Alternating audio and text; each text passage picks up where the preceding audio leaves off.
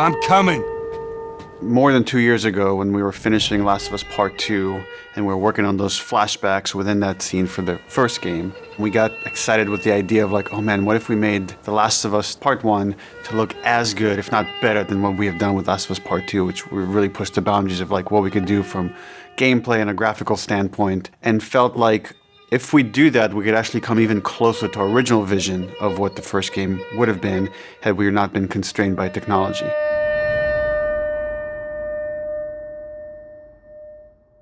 The original creative vision of The Last of Us, I think in a lot of ways was larger than what the PlayStation 3 was capable of.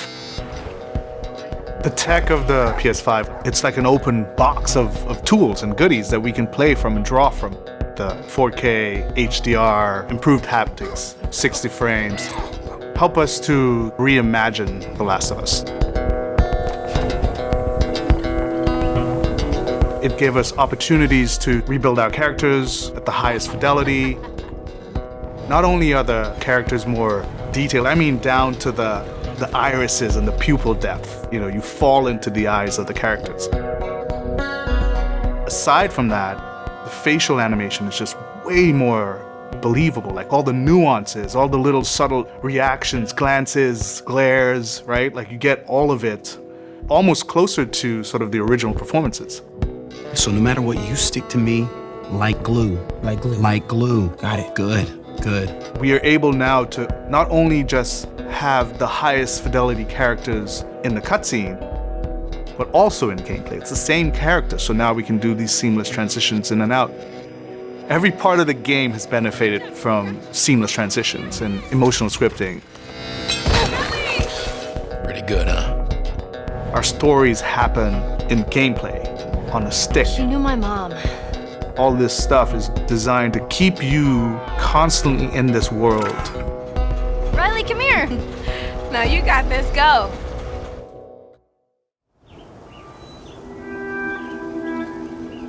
One of the things that the PlayStation 5 is really enabling is that we're able to have a density of physics objects in a scene that we could never do before. Like, this has always been the dream, is to have this number of bumpables, chippables, breakables, destructible objects in a scene. It just makes the world feel rich, makes it feel lived in.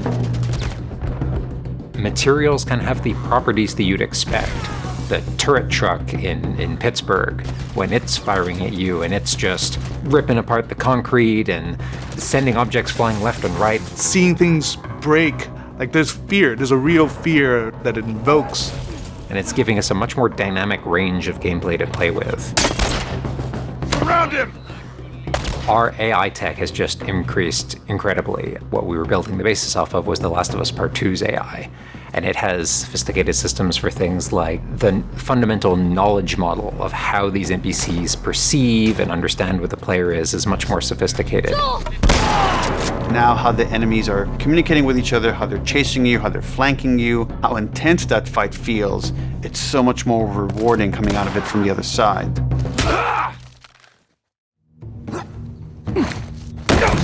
Get out! One of the other big AI improvements is the buddies.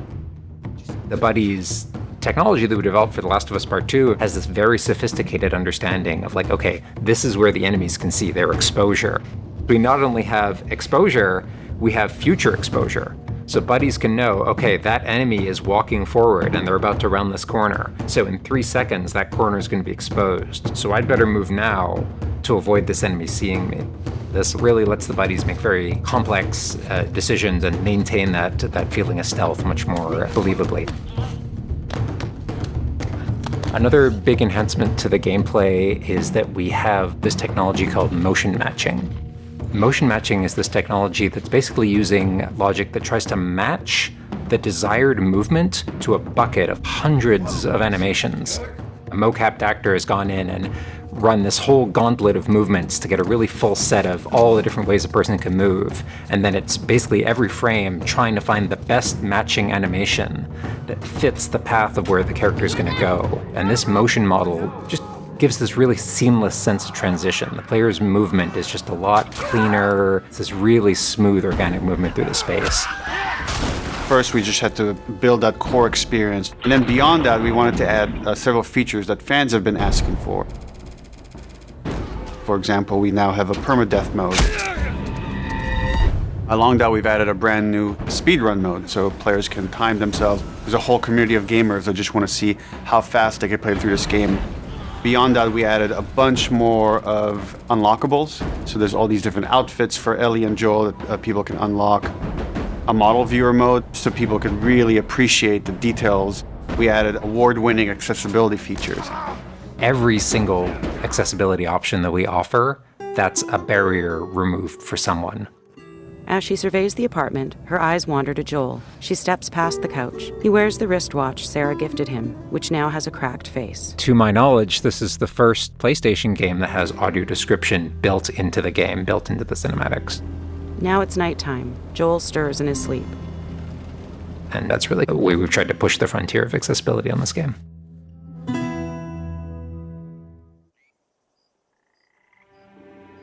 So much of the identity of The Last of Us is the world.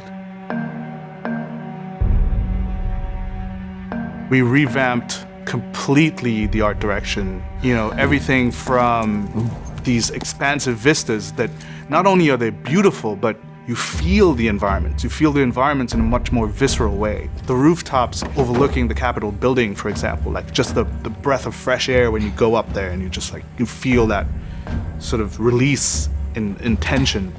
And then, to juxtapose that down in the tunnels in Wilds, and you get that dank, flooded tunnel feel, that humidity, you can actually feel it. All these environments are just completely reimagined. Now we got our engine on the PS5, those haptics, the 3D audio, the fast loading. It really creates a much more immersive, and because of that, much more emotional experience. One of the things I absolutely love with the 3D audio in The Last of Us Part 1 is being able to hear an enemy before they sneak up on you. And trying to do a stalker fight with the 3D audio is just so much fun. You're hearing them skitter around in a different room, and you're hearing them trying to get it behind you.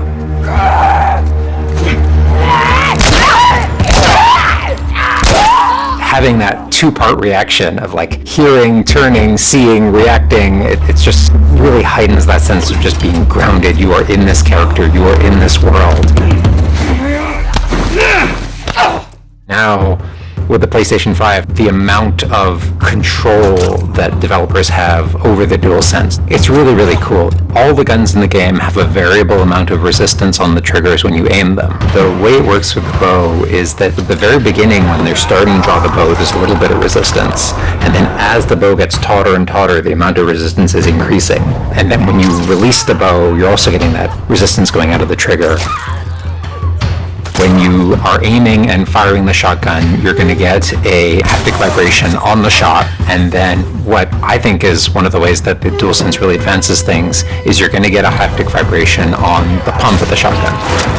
And what's much more sophisticated about that on the DualSense is that in effect has a little like speaker in it, and it's playing an audio file that comes through in the vibrations, and those two beats is what you're going to feel on the controller. This looks like a good spot. This also ties in to the new workbench animations.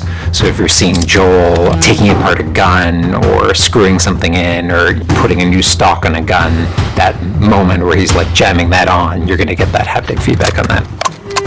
We have, haptics all across the board, for all the moments you kind of expect, for clambering, jumping, landing, meleeing, getting meleeed, like all those kind of high intensity moments we have represented in the haptics.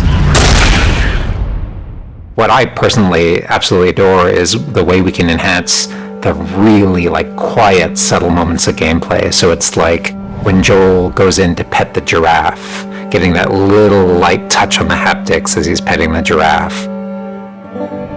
To me, that's the essence of The Last of Us. It's the high tension moments, it's the low tension moments, it's all of it feeling grounded. You're feeling immersed in this world. It's all about bringing you along with that story in as many ways as we can, and that's what the new technology on the PlayStation 5 is allowing.